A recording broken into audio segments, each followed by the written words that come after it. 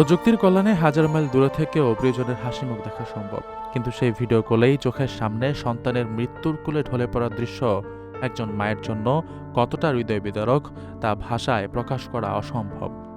এমন এক মর্মান্তিক ঘটনা ঘটেছে ওমানের সালালা শহরে।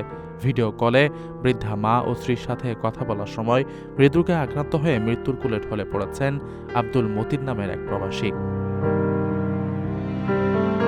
নিহত আব্দুল মতিন সিলেটের বিশ্বনাথ উপজেলার ১০ঘর ইউনিয়নের নিহালের নোয়াগাঁও গ্রামের বাসিন্দা। গত শুক্রবার দুপুরে তিনি দেশ থেকে হাজার মাইল দূরে বসে পরিবারের সাথে ভিডিও কলে কথা বলছিলেন।